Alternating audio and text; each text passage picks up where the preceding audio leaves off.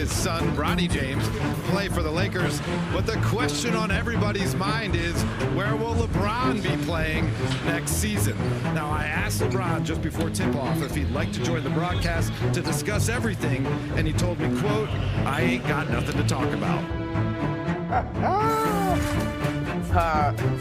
Why you're laughing? Because as our resident Super Laker fan, what's your concern about the relationship between LeBron and his organization right now? Well, LeBron rightfully should be kind of pissed at the Lakers right now. Don't give me this mess about saving cap space for 2026 or whatever. Like, you have LeBron and Luka right now. Like, you're just make the requisite moves right now. You're going to wait until LeBron is up out of there, and then, oh, yeah, now we got cap space. Miss me with all that. I don't want to hear it. Well, it's not monopoly money, though. You got to make the money work. You just dropped $10 billion to buy the Lakers. Don't talk to me about cap space. Okay. Well, I like LeBron and his daughter looks great. Cheering, taking In the biggest summer league, LeBron James, the 40-year-old, exercised a $52.6 million player option with the Lakers last month. He's entering a record 23rd NBA season, but quotes from Clutch Sports CEO Rich Paul the day Bron opted in sparked some intrigue about Bron's future in LA. David Meneman is in Vegas with more. The question on everybody's mind is, where will LeBron be playing next season?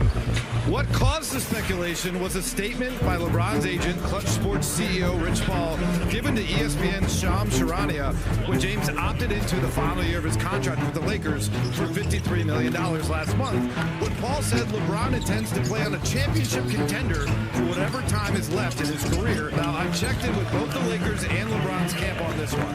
For the Lakers, it's business as usual. They have motivation to compete at the highest level and maximize not just LeBron's timeline, but they want to compete now with Luka Doncic. Some have posited that the true cause of the situation was the Lakers not offering LeBron a contract beyond next season, but Rich Paul told me that they never asked for one. Paul also made it clear to me that LeBron has not asked for a trade, and Paul hasn't even discussed the possibility of wanting a trade in the future with the Lakers. Paul did tell me that 4 teams contacted him with interest in trading for LeBron, though. Now, I asked LeBron just before tip-off if he'd like to join the broadcast to discuss everything, and he told me, quote, "I ain't got nothing to talk about." Hey, we got a lot to talk about with LeBron entering an unprecedented 23rd NBA season. And if last year showed us anything, it's that he's barely... On Saturday, we saw the NBA's best rookies face off. The top 2 picks of the 2025 NBA draft, Cooper Flag and Dylan Harper, and it lived up to the hype. Flag exploded for a game-high 31 points, showcasing some electrifying dunks. Meanwhile, the number 2 pick, Dylan Harper, made his long-awaited debut after a minor groin injury, scoring 16 points in just 20 minutes. The two will play each other a lot for the years to come, and this is only the beginning. So to break down this 1 versus 2 matchup, we bring in our NBA front office insider, Bobby Marks. Bobby, what stood out to you the most about Cooper Flag's second summer league performance? How much time do we have? I think what stood out is how much better he got from game 1 to game 2, and I think there's certainly a comfort level. What you saw from Cooper Flag, the one thing I wanted to see with him is the ability to go left. And as you see right here, that's the one concern scouts had, and it felt like he made it a mission for every one of his drives to go left. And once he was able to go get downhill like you saw in this game, it kind of just opened up everything for Cooper. He was able to make some shots, certainly getting to the rim here. But as Summer League, as you know, it's about experimenting. It's about getting better each game, and I think we certainly saw that with Cooper Flag in game 2.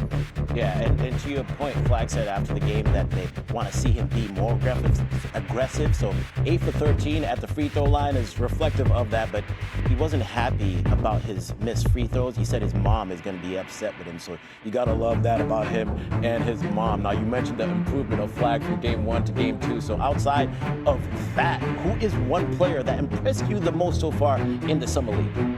Well, it's the one player we talked about a lot last year, and we haven't really talked about this year. It's Bronny James. And you're going to look at his box score the last 2 games, and 7 for 18, and he scored 22 points. What's impressed me the most is his defense. And I think we saw that last night against New Orleans, where he had 2 steals, he had a block here, and that's going to be his calling card as far as for him to get into the NBA, is from a defensive angle here, as far as in a thin Laker backcourt. So I like what I saw with Bronny James. I like what I saw with Terrence Shannon Jr., who Minnesota is going to rely a lot on this year, especially with the loss of Nikhil Alexander-Walker. Yeah, that's what's so fun about something. You get to watch these young players get a lot of run and improve throughout the summer. Bobby, we appreciate you waking up early with us. I mean, it is early in Las Vegas, and here you are. I hope you can get a nap in. Appreciate the time.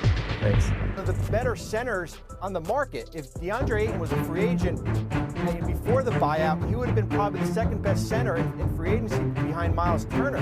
So it's an upgrade. We've been talking about getting them a center. I think now the big thing is now what's going to be the next move for this Lakers team, because that depth in that backcourt is awfully thin. Yeah, Tim McMahon, when you look at next moves, the Lakers, there's a lot going on with the Lakers right now. Some of it has to do with putting together the best possible team for this year, and some of it is bigger picture. When you're looking at the Lakers, the way they're operating right now, what stands out to you?